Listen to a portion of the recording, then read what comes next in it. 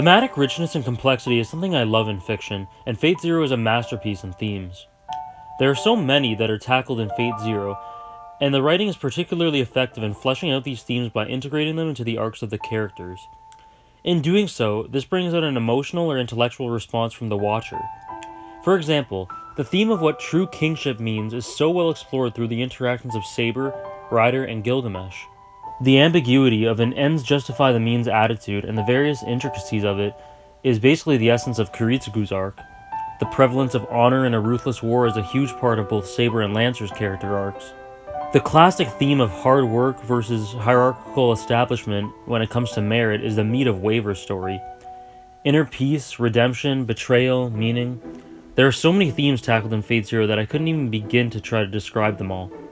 You know an anime has thematic depth when two of the least fleshed out characters in the series have a 5-minute debate about the nature of God.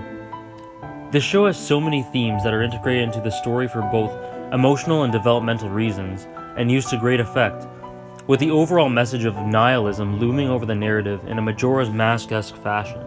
Fate Zero is so deep and rich with themes, meaning, and lore that I missed a bunch of what makes it so good on my first watch.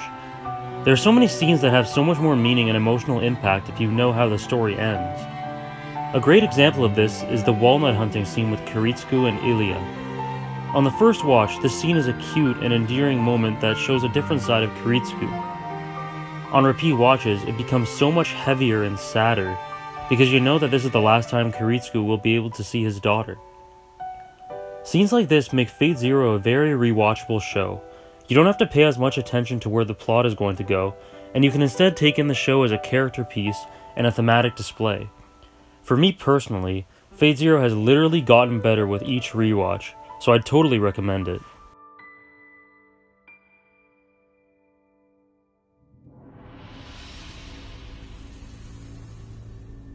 I could go on even more about how good this show is. There are so many awesome little quirks that elevate it even further, like how good the openings are, how the pictures in the ending credits add to the characters and story, and how there's basically no fan service. But I'll stop here. Now I'll talk about some of the problems that Fate Zero has, because it's definitely flawed. For instance, Episode 10 does flesh out Karya and Tokiomi a little bit, but it's ultimately a filler episode. The show is quite predictable in terms of which servants will make it far, and most viewers would more or less be able to predict which servants will be killed early and which will stay the course. Although I'd argue that, again, the beauty of the show isn't in its unpredictability, but in its brutal inevitability. Another problem I ran into was the show's 25 episode length, and how I wish it was longer. With so many brilliant characters, I would have liked the show to expand upon them even more to really flesh out some of the somewhat underused ones. However, I understand the constraints when it comes to something like that, and what we got was great anyway. My final and biggest complaint of the show is about its ending. For first-time watchers, it is a ton of information to take in. I know I was completely confused as to everything that happened in the climax of the show, and I definitely was not alone. If you analyze the episode itself, the show actually does explain a lot during the ending, but very quickly and briefly, and it definitely doesn't give an adequate amount of time for the viewers to digest that information. However, these are all the flaws I can think of, and they are all just minor blemishes. I can almost totally ignore these problems when looking at this beautiful show as a whole, and what it achieves.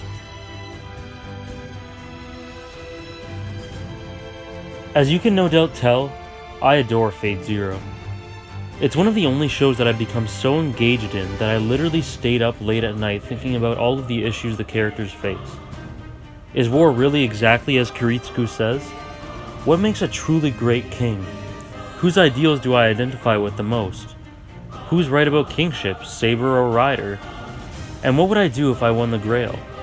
Fate Zero is one of the most thematically rich and cohesive stories, with some of the most engaging and ideologically complex characters and themes I've ever encountered.